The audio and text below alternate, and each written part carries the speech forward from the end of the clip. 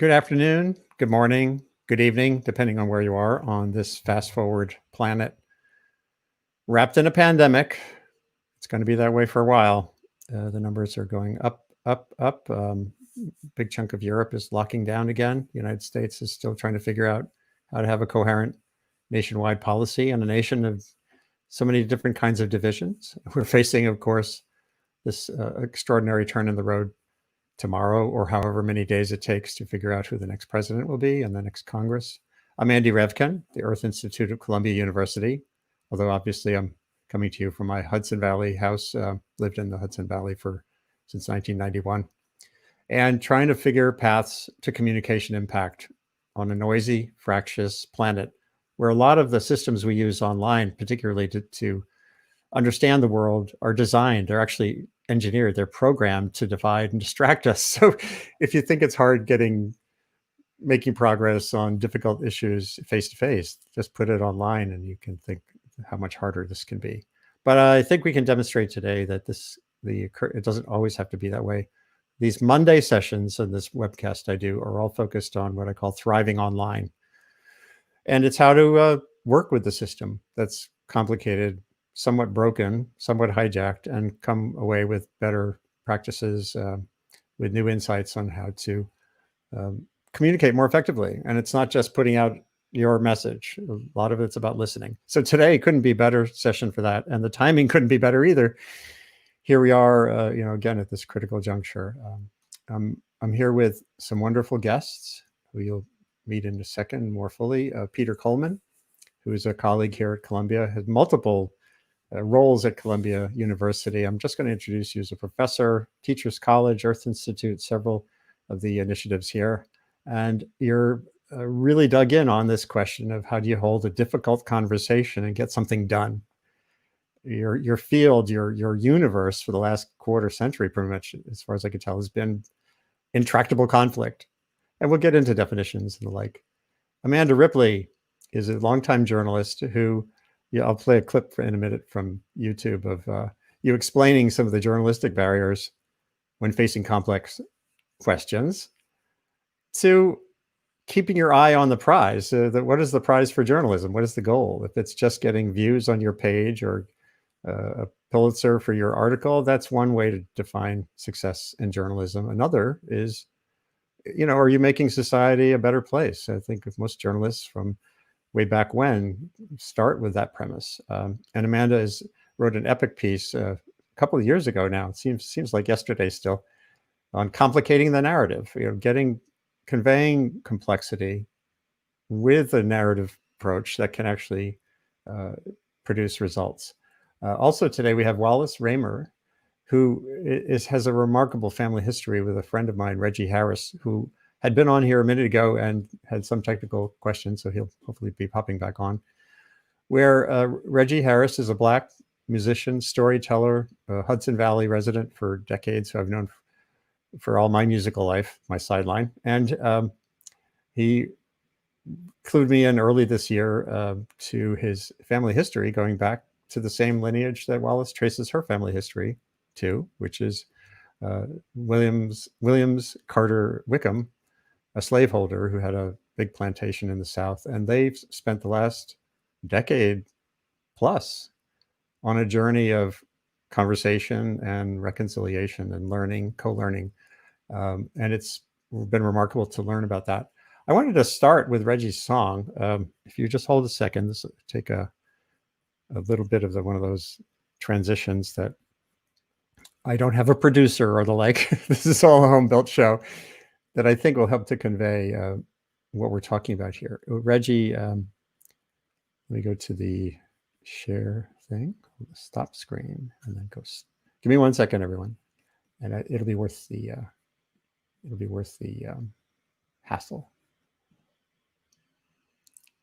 Okay, so this is Reggie and another performing songwriter, who's a friend of his, Greg Greenway, performing a song that he wrote after walking the grounds of the Hickory Hill plantation with Wallis's sister in 2012.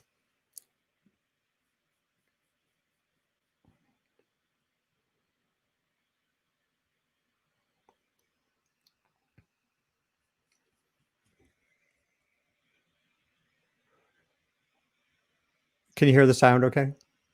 Oh, you can't. Hold on. I screwed up. This is one of those things I'll never get right, but it'll just take a second and it's worth it. So apologies again for not clicking the little share audio thingy. Let's try that again.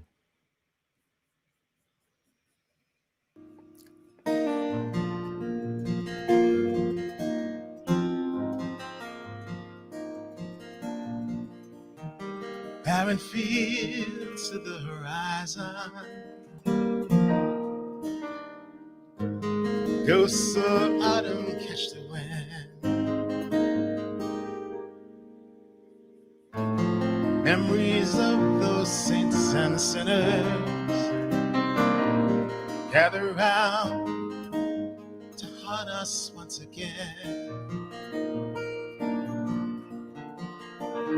Now we're finally together, standing silent face to face. Secret family undercover, born of shame, saved by hope and grace. Hickory Hill, we're on a hallowed ground, walking side by side, wondering what we found. Hearts break open wide across the great divide. I can see the questions in your eyes now that we are home again.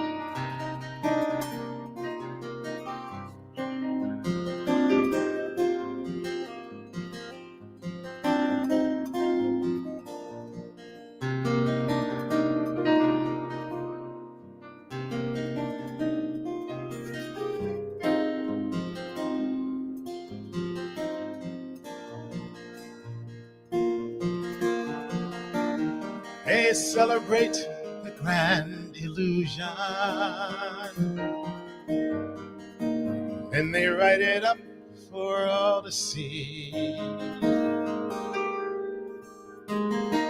But in that mystery of confusion, there lies a truth that might one day set us free. So now our stories come together across these fields of broken dreams, and the blood that binds us all together is indeed much thicker than it seems. Oh, Hickory Hill, we're on a hallowed ground, walking side by side, wondering what we found. Hearts break open wide across the great divide. Can you see the questions in my eyes now that we are home again? We are home again. Oh,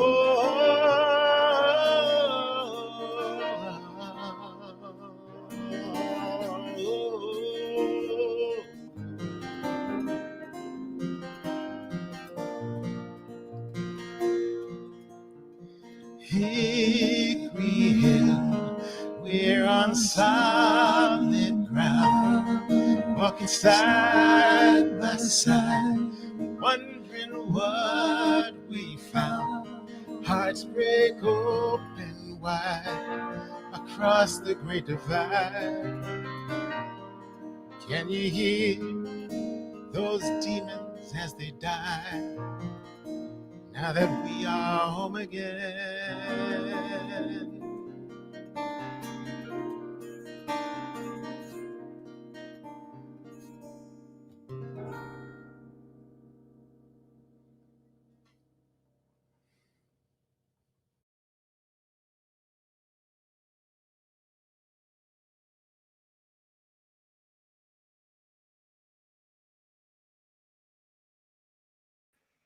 Hand signals come in handy. Yeah, we have power. We've got some heavy winds here in the Hudson Valley today. Reggie lives even further up than I do, and he's going to be connecting by some means in a minute.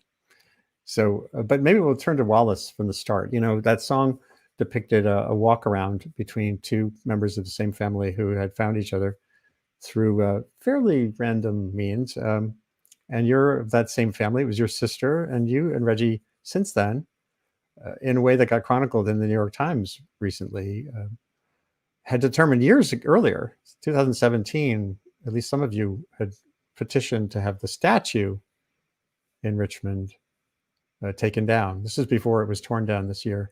So Wallis, could you just offer up some reflections on that pathway so far? And it feels like it's still early days. And you have to unmute too. Unmute. Oh, do I have to unmute you? Yeah, Sorry. you have to. Wrong yeah, thing. There we go. Okay. It's not the same Zoom technique. Yeah. Well, every time I hear that song, I tear up. My sister Lisa and I had a friend who met Reggie. She was a singer and songwriter, and she heard him sing a song about being a slave boy on the Wickham plantation in Virginia. And so she got my sister and Reggie in touch. And that was the beginning of this finding each other. And the beginning of this journey, which has been 10 years. And when Reggie came to Richmond, once Lisa connected up with him, I should say, I was the first to meet Reggie. I was very, as soon as I heard about him, I rushed off to look at his website and found out he was going to be performing in the elementary school where I was working. And I was like, this is the best ever. I get to meet him first. So anyway, so I got there and got to give the first hug. But Lisa took Reggie to Hickory Hill, and she told me that walking up the steps of the plantation house, which is pretty run down at this point, or was, she said there was a huge silence. And Reggie tells the story better than I, but that was the basic feeling. He didn't, he was overwhelmed with emotion and didn't talk. And then I think maybe even a year later, he wrote the song Hickory Hill and sent it to us. And it was very moving for all of us. And you have, obviously there's a biggish lineage of people and you're part of that, but I assume it's not a uniform sense. Well, there are 4 siblings. I'm the oldest of 4, and we had no cousins, no first cousins. So we are that lineage. Williams Carter Wickham was our great grandfather, and and we go back, I guess, 5 generations or 6 generations of Wickhams in Virginia. And my great grandfather, John Wickham, was the first to come to Virginia from New York, actually. And he was a loyalist, and he got caught as a teenager being a Tory spy. And they shipped him off to Virginia to live with his uncle, who was an Anglican priest, to get him out of trouble. And he ended up being a lawyer, and quite a prominent one. He was the attorney for Aaron Burr in his famous trial for treason. So our family's been on many sides of of the wrong side of lots of historical moments, I'd say. So we go back, and then there's 3 generations of slave owners after John. Well, counting John, he was a slave owner also, but he actually was an abolitionist. Then my father, just to give a little more history, so you'll know how the other sides of all the issues. My father was a lawyer also, 6 generations of lawyers, and he was the assistant attorney general in the state of Virginia in 1953 and argued board versus Board of Education for the state. So another wrong side of history. Well, I'm hoping Reggie can come on in a few minutes to sort of present his path to that same spot. And of course, this all was crystallized and intensified in June when the George Floyd disaster and tragedy and outrage and so many other violent acts got into the headlines. And I know you had petitioned with Reggie to have this statue in Richmond removed legally. This was 2017 or so. Yeah, after Charlottesville. Right. And then along comes this. That must have been quite a moment as well. Yeah. Actually, I should give credit to my two nephews, Clayton and Will Wickham, who they wrote to the mayor of Richmond to petition for the statue of Williams Carter Wickham to be taken down. It was in Monroe Park, and truthfully, I never went there. I never even saw it as a child. It wasn't a place that I went to even see it. I mean, I knew he was a general in the Civil War. That was about it. And that he had a plantation. But I think the statue, we had talked in, I think the Virginia state legislature changed the law about war memorials. So it was not able to be taken down without a vote of the state legislature or General Assembly in Virginia. So when the law changed last summer and then the pandemic came along, I called my brother George and I said, look, this is an opportunity. Let's see if we can get this moved to the Wickham Valentine Museum, because Edward Valentine was the sculptor of the statue. It's a Wickham, it would be the perfect thing. And they were sort of interested in it 3 years ago. So as soon as we did that, about a week later, New York Times and Richmond Times Dispatch had the statue on the ground. And right. I talked to my brother about it also. And I said, he said, it's going to cost a whole lot of money to move that thing. And I said, I'd rather spend the money on something more productive and more important that serves real people in the present and pay all that money. And when it went down, I was like, yay, it's gone. Wow. So Peter and Amanda, I mean, Amanda, you look at this, I'm sure you say, wow, what a story, right? Story, capital S. And it's been written in the Times well, this larger story of deep racial roots to conflicts and pathways forward are super challenging. We'll talk about your approach that you've been digging in on in a second.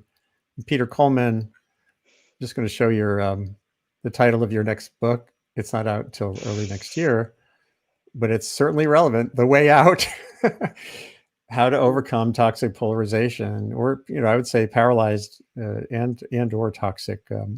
You can have well-meaning people get together, and then we tend to get into these. The wrong parts of us seem to kind of dominate those initial experiences. And I know in the book, as I'm laying out on Twitter here, I think I put this. You have this outcomes part where you have the book ends with a sequence of 8 if-then exercises or behavioral rules of practice. Whether you're a journalist or a citizen or an educator or anybody in this landscape, I think we all crave a sense that there's a way through this. There's a practice. So I thought maybe Peter, you could talk about that a little bit, and then we'll get to the journalistic practices from Amanda in a second. Sure. Thank you again, Andrew. Thank you, and great to be on with everyone. And Wallis, your story is haunting, and it's hard to follow that with science, which is, what I do is I tell the story of the science that helps us, people like you, work through obstacles, barriers, challenges to relationships like that. I was struck, Andy, by one comment. You used the term "a walk around." Wallis, is that something that you intentionally did, or Andy, was that your characterization of it? There's a reason I'm asking. Oh, they were walking around. They were walking around the grounds of the plantation. Yeah, I think, right? Okay. It was your sister, Lisa. Well, what I was just reacting to is in the song that Reggie was singing, he's talking about walking side by side and, the power of that. And he's using terms like the mystery of confusion and breaking open and things like that. And one of the things that science tells us that is a not well understood phenomenon is that when you have either enemies or former enemies or antagonists come together, if you can get them up and get them moving, in fact together, side by side, as Reggie said, it helps. It helps, because we're physical animals. We spent, a lot of the time on the savannah walking around in small groups, and that's how we learned how to solve problems. And yet now when we have these difficult problems, what we tend to do is either get on Zoom and holler at each other, or we sit down at a table across from each other and try to talk things out.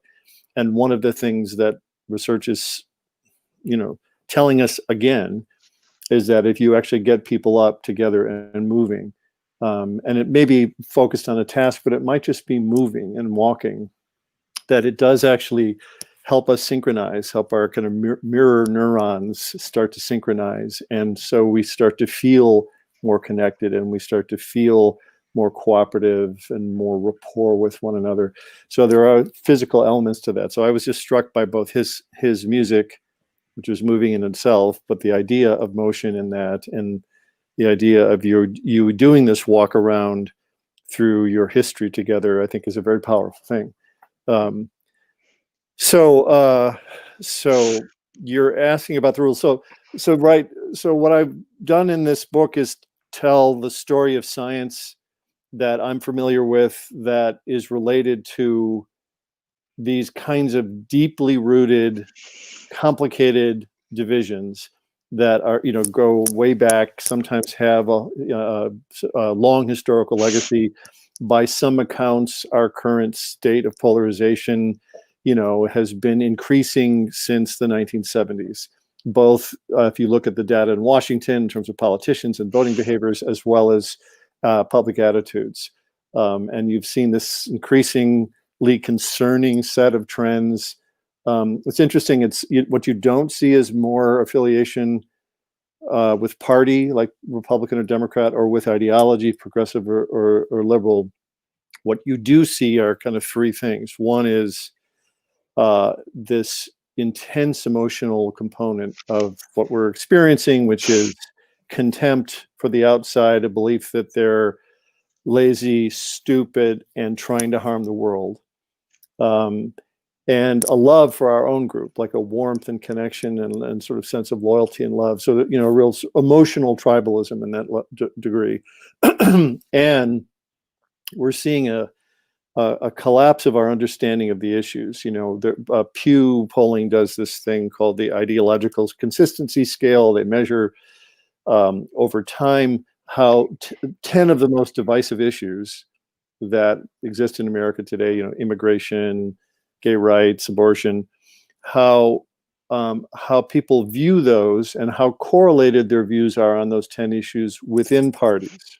So what tends to happen is, it used to be that you could have, strong issues on cultural values and different issues on fiscal issues. And, you could have a kind of eclectic set of views on a very eclectic set of issues. And what they're seeing over the recent time is a collapse in each group's understanding of those issues. So we're starting to lose much more frankly, nuance and understanding of the issues, and just following the tribe, right? Just following what our leaders see propose as the solutions or the answers. So you've got an oversimplification of what's happening. You've got this emotional dynamic, which is very intense. And you've got this 50-year trajectories of increasing escalation, leading to, the kinds of stuff we were seeing on the streets yesterday, right? On Friday, which are, cars pulling over a Biden bus and shutting down. You're seeing not just protests, but increases in violence and increases of acceptance of violence by more and more Americans on both sides. So we're at a bleak precipice. Andy, go ahead. I have a question for you, and this is a good segue to Amanda and journalism. Through that evolution, the decades, I know have people who are analyzing this using data and the like, how much of the shifting face of the media, and then of course the advent of social media, played a role in, again, as I've seen from my early hopeful days as a blogger in 2007 to now, it just feels that feels, obviously talk radio predated the social media, Yep. But how much of this is the media doing that polarization vaulting you were talking about? So I'm happy to take, and well, I'm well, happy to hand that off to you. A quick, thought from you, Both Peter. of us, yeah. Well, so my position on why we're so stuck on this is that there is no one thing that keeps us there, right? That this is a constellation of problems that feed each other in complicated ways and become really difficult to change. So yes, the shift to the entertainmentization of news media, the end of the fairness doctrine, so you get less requirements to sort of present different sides on an issue, really unleashed, I think, and then again, the sort of internet sorting algorithms that put us in different camps automatically. All of those components are factors that are contributing to this divide that feels like a runaway train that's unstoppable. But it's not any one thing. It's how those things feed other things that can be psychological, value systems and brain sensitivities to threat that differ between, red and blue Americans, scaling all the way up to the geographical resorting that we've seen, right, of urban and rural folks. So there are many different factors. The media is a big one, but I'll hand that to Amanda. She can take it from there. Yeah. So Amanda, thank you for your patience and for all you've done. When you wrote your piece, I was like, yeah, someone's finally putting words into all these feelings I've had as a journalist. And you really nailed so many aspects of the role of conventional journalism because our norms. I flashed one of those cards from one of the videos you did for the Solutions Journalism Network, amplifying contradiction. Like, it seems like there too, it's a big task to roll that back and have journalists think about new ways to do stuff. But what comes to mind first when you think about these kinds of stories, and where do you go from here? Yeah, well, it's good to be here, and I'm glad to meet you, Wallis, and hear your story a bit. And I'm actually really curious to hear what you thought of the New York Times story, and what, if anything, would you want to add that wasn't there? But it's also great to see Peter, who really opened my eyes to the power of complexity, especially in a time of false simplicity. So when I was working on that piece, I went and interviewed. Actually, I think we talked by phone, Peter, right? I interviewed you by phone. And then at some point you mentioned that you had a lab where you pair up strangers and they talk about, difficult things that they disagree on. And I was like, whoa, I need to go there. And so you're very generous and patient in letting me come check that out and try it out. And and I'm super excited for Peter's new book. And I just, I think, like everyone, I just wanted to have been here yesterday. But I know how long these things take, and I hadn't seen all the resources that are now on the website. So that's exciting. I love how user friendly it is, because that's what people really want, tools, that they can use. I think most people are just exhausted. And now I'm finally going to answer your question, Andrew, to the degree I can. I think most people are just totally, totally fed up with the polarization, with the media coverage of the polarization, with the amount of hostility that they feel emanating off of politicians and amplified by platforms and pundits. And so I think there's a huge opportunity, actually, if you can tap into that. I think it was a week or two ago, these two candidates running for governor in Utah appeared in a series of ads together, in which they said, hey, we disagree on a lot of things, but we really like each other and we want to work together regardless of who wins. And we want to treat each other with decency. And we think it's super important to have a peaceful transition of power. And these, kind of small, one might argue a little bit simplistic ads went viral because people are so hungry. There you go. Nice one. People are so hungry for something different. So this becomes startling. And I'm often telling my colleagues in the news media, they always say, when you say, oh, you need to complicate the narrative and you need to give people can handle more complexity than you think. And they always say, oh, okay, that's fine. But you understand the business model problem we have where there's this huge problem is nastiness and sensationalism and conflict gets more clicks. But this is not those things, right? So in fact, there are lots of ways to get people's attention and to make stories land with impact. And at this point, one of them is to be surprising, which is to surface complexity and decency where you don't expect it. So I think there is a lot of convention at work here, to use your word, Andy, that people are just stuck in their same old assumptions. And until somebody breaks through it, like these candidates did, it's easy to just default to what we're used to. So we'll see that this week. And I think it's going to be, there's going to be huge variance, but I do think there are some local news outlets that are really trying to do things differently, and they're going to be up against it this week. It's going to be very challenging to cover this, to be helpful to audiences without any clarity about what's happening.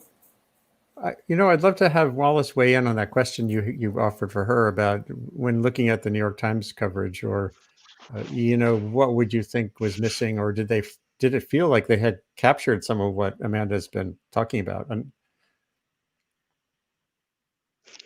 Good question. Well, having not been interviewed by the New York Times reporters before, I was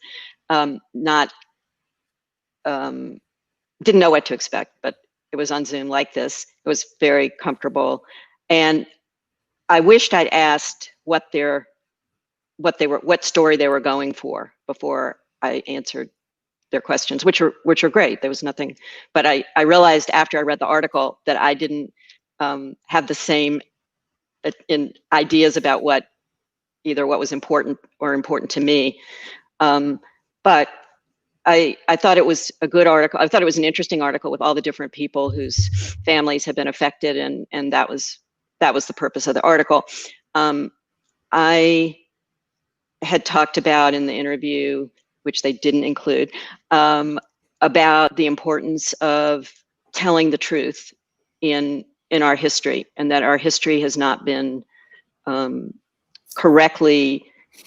We have not educated our children about the truth about the Civil War. We have not effectively, and I found this out last fall when my husband and brother and sister-in-law and some other good friends, we went with Reggie on a civil rights pilgrimage through the Living Legacy pilgrimage. And I learned so much that I lived through some of it, and I didn't appreciate the truth of what was there. And so and as an educator, I feel remiss. I feel like we've, not done our job in this country effectively, or the way Germany took up the education of their people after, even though it was 20 years after World War II, they effectively told the truth about the Holocaust. And the other issue that I brought up in the interview that didn't get addressed was the issue of apology.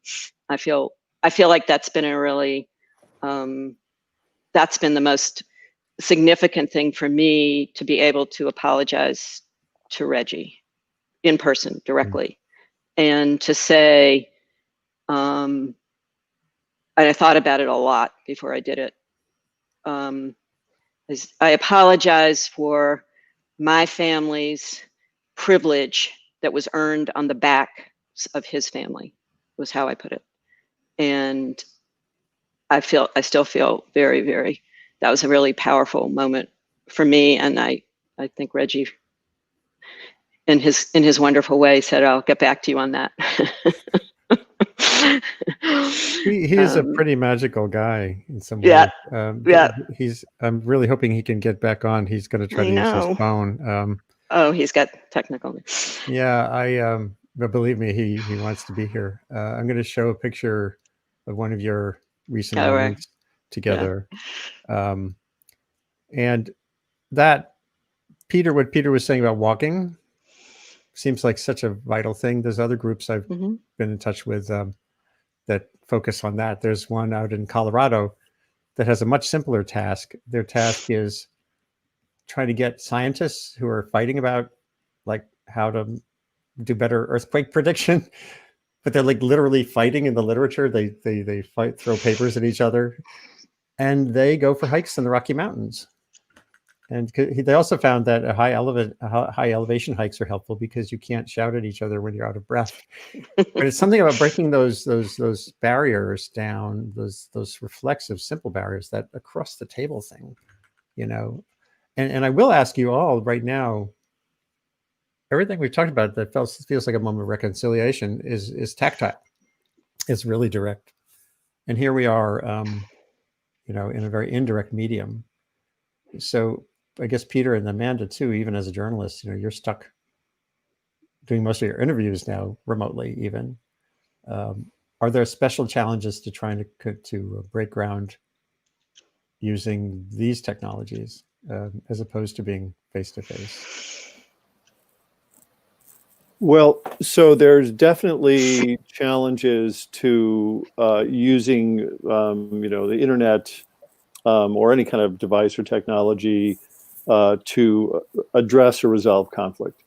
Maybe less so in communicating, like to a broader audience, what could be helpful, should be helpful, but to actually, you know, if we were in a dispute over something that was important to us, you know, Zoom, email, text, these kinds of ways of communicating present many challenges, I think. I mean, I think Zoom, frankly, the least, you know, what I've learned is that the algorithms that are associated with the major platforms like Twitter and Facebook and, you know, Instagram and others are really designed to pit us against each other. They're really designed as competition. It's social comparison, right? So it's my life is a little better than your life, and that's of Facebook, right? It's the roots of Facebook.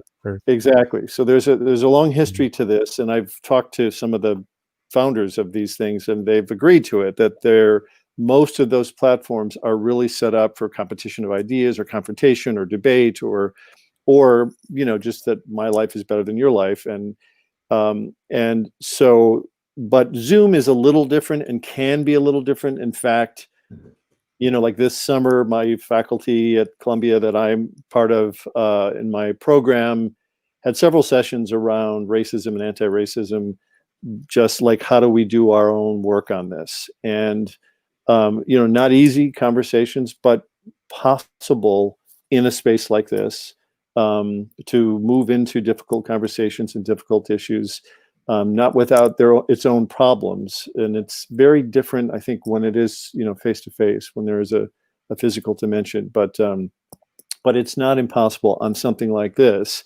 This is less normatively constrained or manipulated, I think, than the other platforms, than the major platforms that I was referring to. But Amanda, I'm interested in your take on that.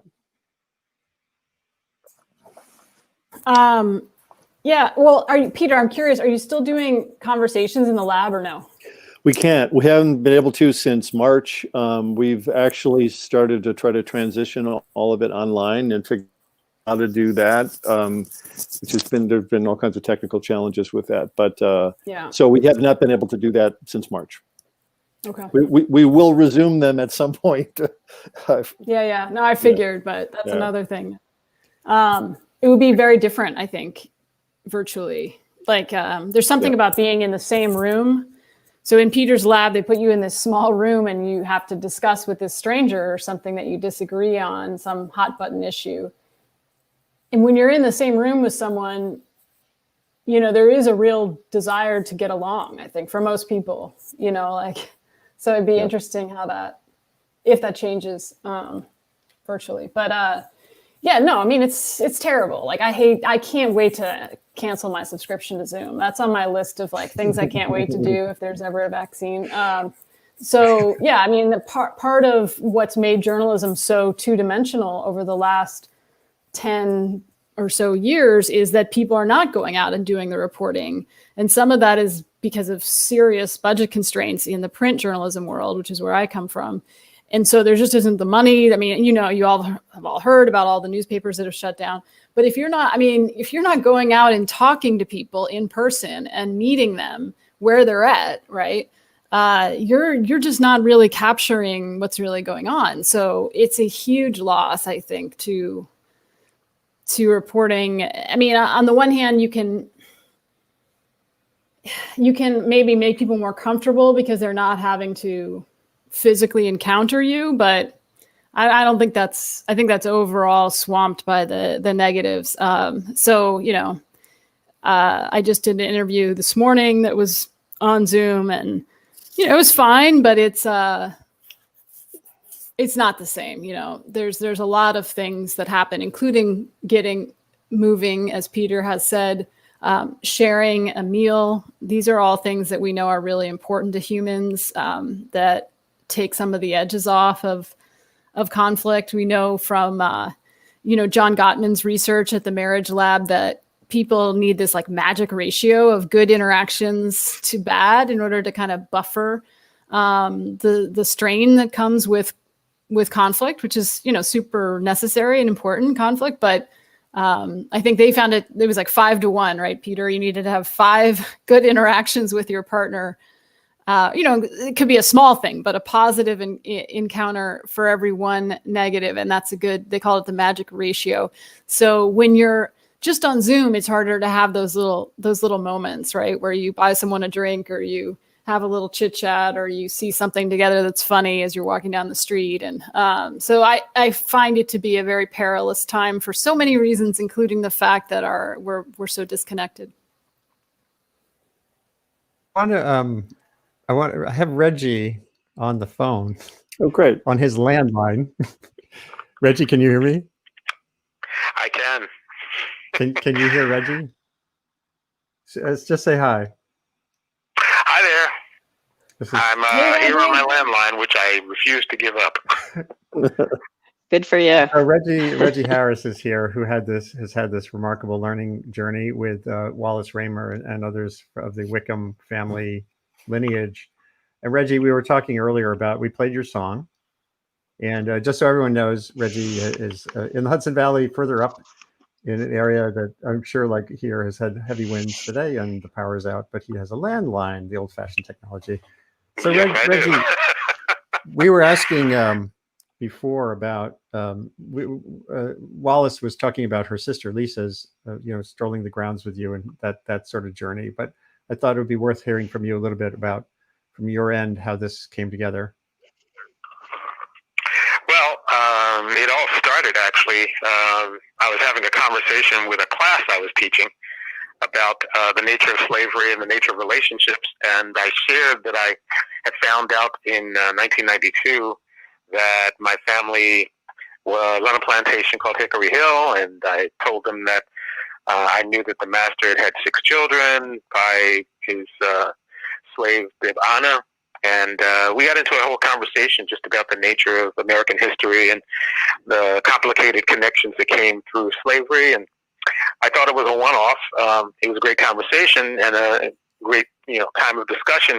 And then one of the students in the class told me that she had a distant connection with the Wickham family. And long story short, she made contact with Lisa and told her about me. And Lisa said, give him my number. I want to talk to him. So I took 3 weeks to think about that.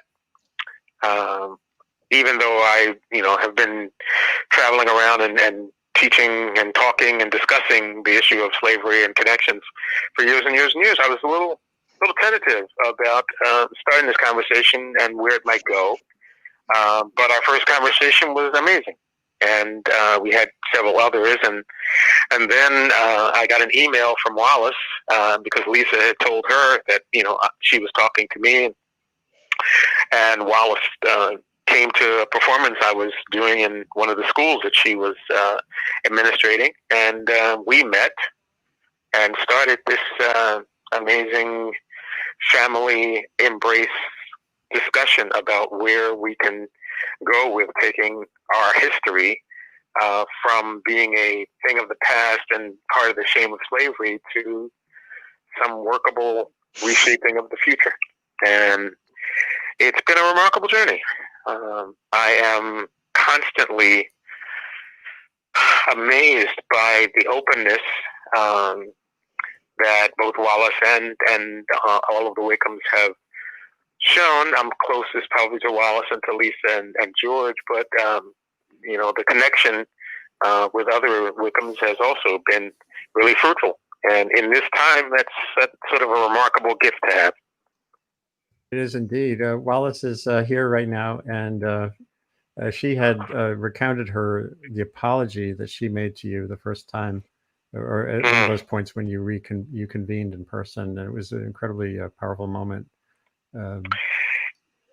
It was a really remarkable moment, and I don't know, you can think about these things all the time, but I was not ready to face that day when Lisa and I went to the plantation. It took me 10 minutes to get out of the car, and walking around the plantation, certainly both of us were experiencing great difficulty with embracing and focusing on all this. And that day when Wallis and I were sitting in Lisa's apartment, and she turned to me and apologized, I wasn't ready for that either. All of the intellectual and the surface stuff, I could see in her eyes and her face that this was resonating very deeply. And I know that Wallis is not a person who says those words, who takes on saying that lightly. And both of us just looking into each other's eyes and recognizing the power of that moment certainly opened my heart to a different place. Wow. Peter Coleman, we were just talking about practices. So much of what I've been learning lately around communication impact has to do with practice, meaning sort of like meditation as a practice or yoga as a practice. We were talking with Amanda Ripley about, for journalists, the old practice was, I'm sure what she has done for years, had done, what I used to do is you're really not listening for anything except the quote. You're waiting for that quote, the really crystalline thing that illustrates the person's vantage point. And you're not really listening beyond the quote. And a lot of what you're describing here, and I wondered if maybe you and Wallis could both offer a sense of what you've learned, if you could list one or two practices that allowed you to bridge this gulf. And Peter talks all about bridging in his new book, as we can see from the summary. What you said, you waited in the car for a while. You mentioned waiting and time several times, but that feels like an important part of the practice. But maybe there are one or two other things that come to mind. And let's start with Wallis, who's, again, she's on camera right now, and it's great. I have a picture up of you and her, that picture that I had posted on Twitter, the two of you together. So Wallis, what do you think about that? What could you convey to other families or other groups who are looking to bridge gaps? Good question. The waiting part, I think waiting for the moment. For me, we were all together with my siblings, and we were going to the museum, and we were at the statue of the general, talking about it, looking at it. This was after Charlottesville. We wanted to see if there was any Confederate, emblems or more memorabilia on it, which there wasn't anything specific, but what to do about it. Who was this guy? We had a lot of conversations. So there was a buildup, and then we had a wonderful dinner together. And I just thought, not the right time. and I had the moment though. I mean, I over coffee, you were just saying, you got to have a little food and a little, and it was just the two of us, and I was just like, this is the moment. And I'd mentally rehearsed it. I mean, I knew what I wanted to say. I was ready. All weekend I thought about it, and so I don't know how that helps people, but I think it's hard to say, because also you're thinking about the other person. How will they react, and how will they feel out of the blue if you start bringing up these very heavy things but I think the other part of it was I was feeling like, okay, Reggie's he's been spending the weekend with our family, and we've talked about the Wickhams this and the Wickhams that, and we've gone to the museums and everything. Like, what about your family? I think that's how I even started it. Tell me more about your family, because the ones, your sister and your mother and your and then that was sort of the beginning of it. So I think it's getting more intimate, more getting closer through other. Tell me about your life. Let's forget this horrible past for a second. Anyway. Wow. So I'd love to hear from Peter and from Amanda. Again, in hearing this, I'm sure things resonate too. As we get toward the end of the hour, and we can go a little longer, although I'd love to have Reggie. Maybe we should just do a second session when Reggie's back online, in coming weeks. That might be better than extending this one. But just to get your impressions of general principles, general practices that emerge that feel promising. Peter? Right. Well, I'll just pick up on Wallis, her account or summary, I think, of the main things. So you had said time. So time and timing, I think, are both necessary, right?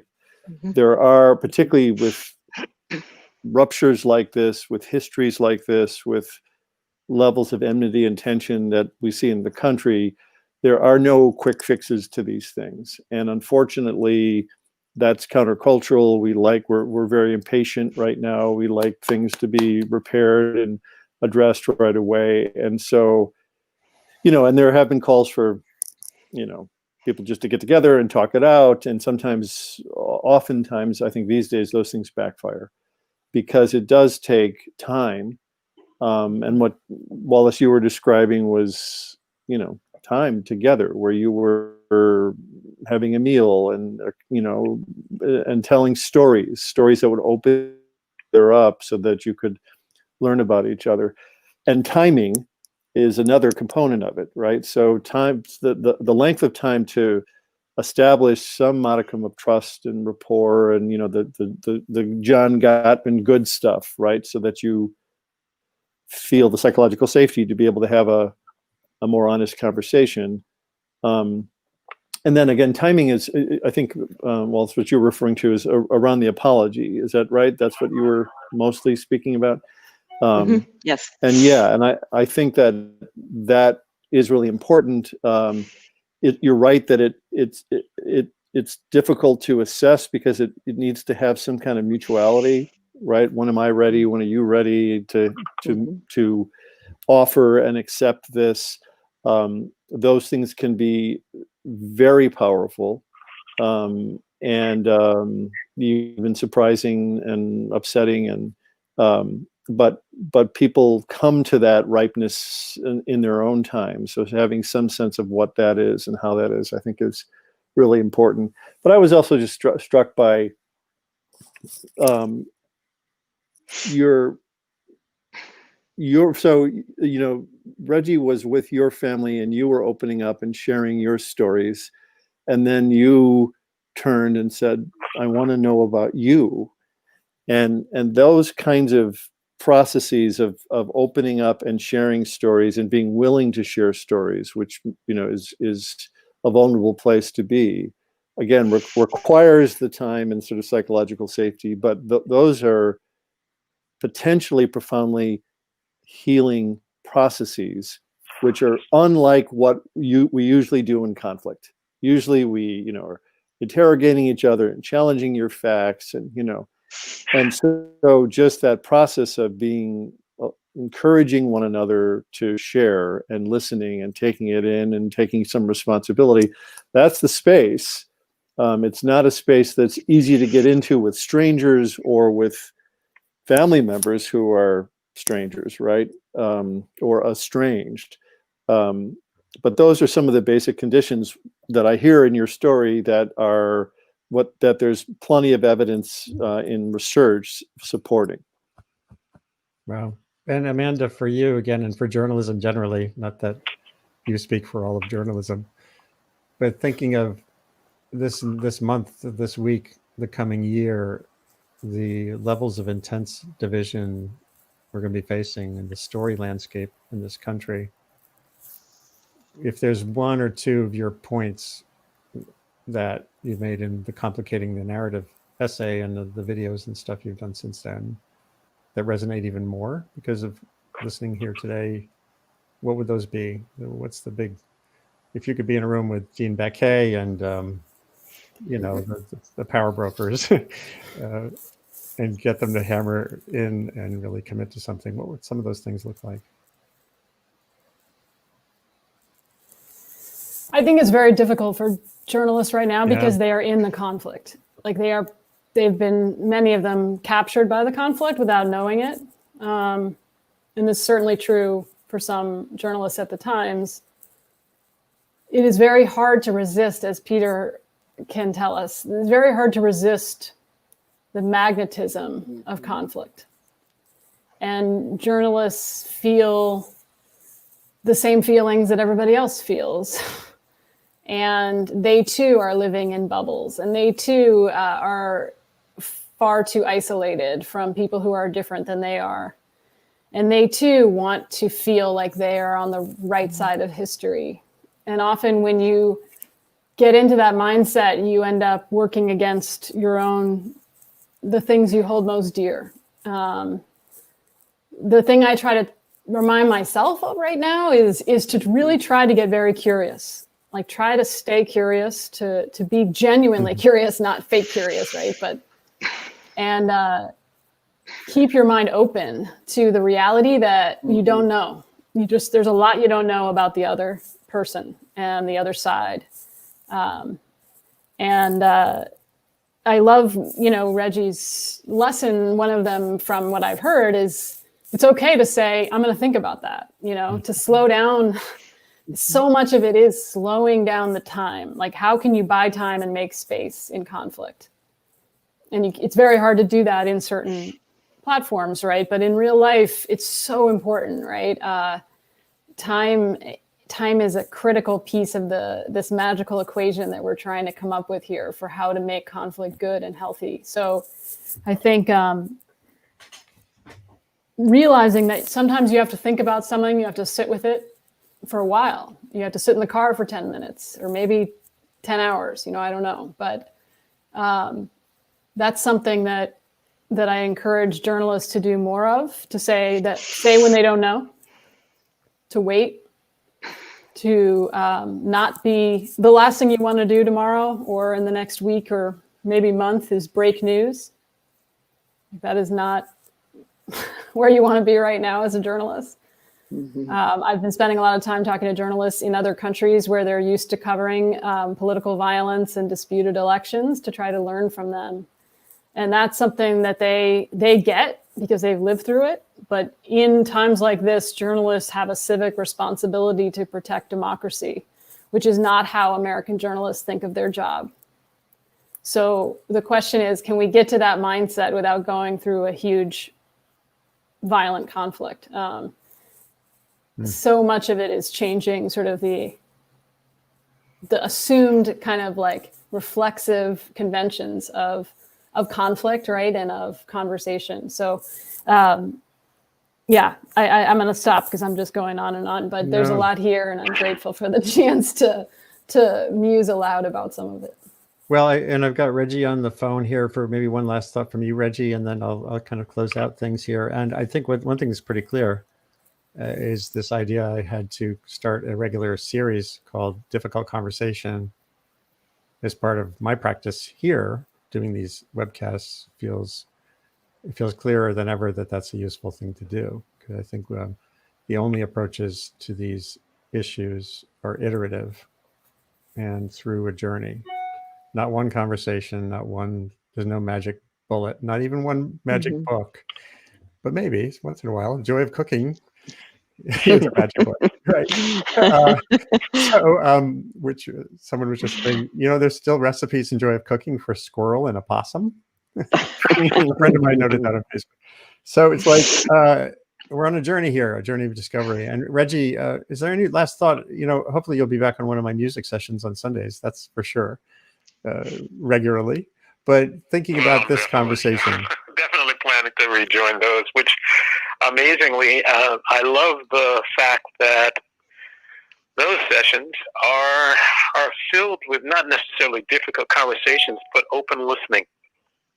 And they always seem to work best when those of us who are engaged, I know there are several times that I've been on with you that someone has done a song and I listen to the song and it changes the next song I want to do. Mm-hmm. Because I've been touched by what it is they've done, and our conversation sort of takes it to a different place. And I know that has been part of this relationship that I have with Wallis and with Lisa. And there has been that element of open space. I was visiting Wallis about a year or so ago, and she took me into the living room and introduced me to a clock that had been at Hickory Hill. And she asked if I wanted it, and just described the fact that she'd been thinking a lot about the few things that she'd gotten from the plantation, and was thinking about, I think about that series Tidying Up, what brings you joy, and she had figured out that she wasn't getting joy from having that particular item in her life, and she said, "Do you want it?" And I said, "I don't know." And we kind of looked at each other and said, "Well, we don't have to make that decision now." And we haven't made the decision yet, but I was just grateful that she wasn't pushing. She was just opening me to her process of trying to sort. And I thought a lot about that, and we will get to that and other things. But I think that has been, if there's a success in all of this, I think it has deepened all of us because we give each other the space and time to resonate and come to some sense of an answer that actually means something. Wow. Well, this has been a marvelous session, Reggie. Thank you so much for being here today by landline from your blacked out house up in the north of the Catskills. I will get back online. Yes, and we will not rest. I think as soon as I'm done, before the end of the show, I'm going to play the clip of you singing "We Will Not Rest" till the is over, because it shows you the power of that you can have digital connectedness, that it can actually work. But thank you for being on the show today, virtually. Thank you, and thank you all. I'm looking forward to further conversations and to actually seeing you in the process. Great. So talk soon, Reggie. Yeah, everyone's saying farewell to you, and I'm going to hang up the line so we can close out the show. Take care of yourself. Thank you. Well, there we go. Old tech, new tech, whatever tech, virtual, physical, by whatever means necessary, connect. And I think sustain connections, sustaining connectivity. Wallis, there was one other thing you said that relates a lot to what Amanda said is the journalist's responsibility. The source's opportunity in an interview is to do what I've heard. I used to encourage scientists to think of journalists, of a conversation with a journalist, an interview as a conversation.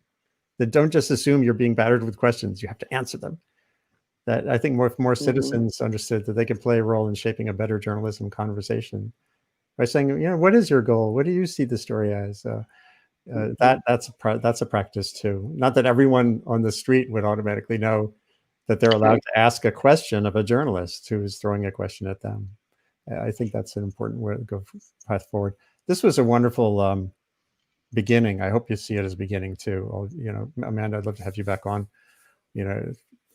After this week, there'll be time to think ahead about other stuff. Peter Coleman, when your book comes out, do you have a copy that you can throw up yet?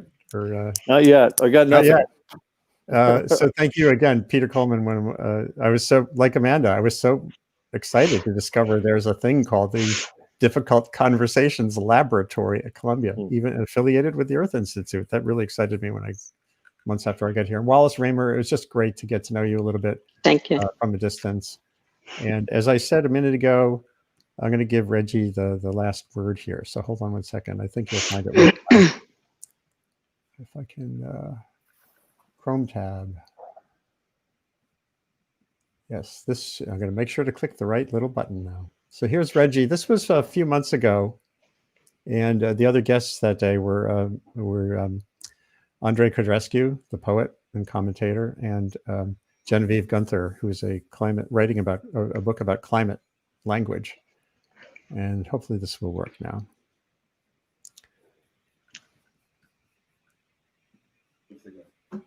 We will not rest till Reggie the sang storm this is song. over.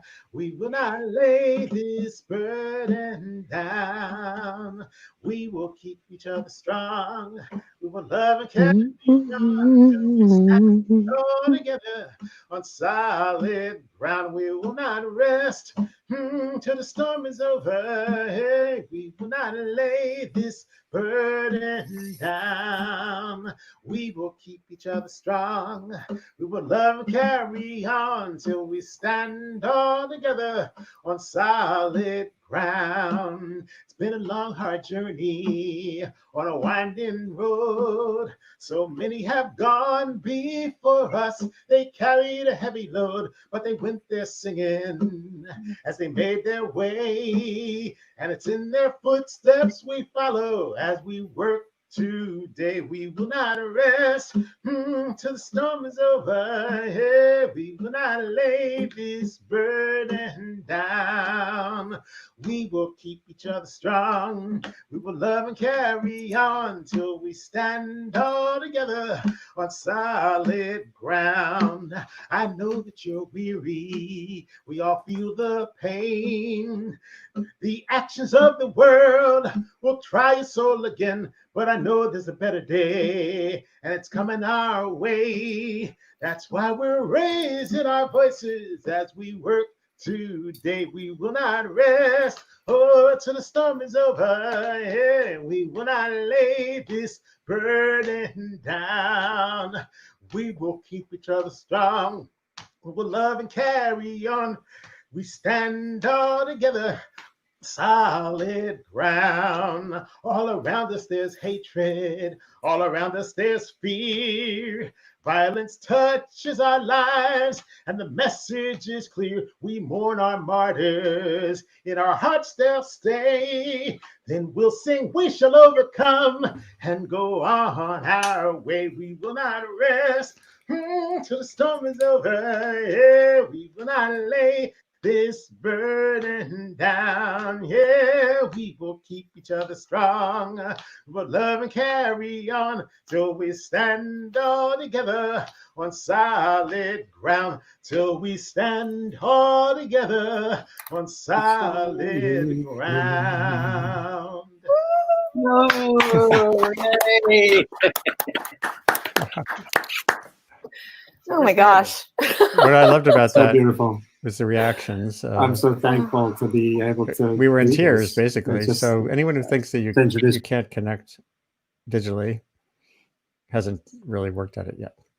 There's lots to do. Thank you all for being here today. Sustain What is a global online conversation identifying solutions to the complicated, shape-shifting, and epic challenges of humanity's great acceleration, which has been on for the last half century. Our Zoom mode as a species, and now the pandemic and this virus have set us back with a great pause. A prime focus is making sense of and getting the most out of the planet's fast-forward information environment. It's the one Earth system changing faster than the actual environment. It can do amazing things, even when it takes a landline to connect Reggie Harris from the hills, the northern Hudson Valley. We're connecting from a distance. But it can do terrible things too. It divides us, it polarizes us, it toxifies us, it misinforms us. There's a long list of challenges. The webcast is produced as part of my work building Columbia University's New Earth Institute initiative on communication and sustainability. The goal is to make information matter, to make connectivity matter more than it does now. As soon as we're done, share the link you've been watching on with friends and colleagues far and wide.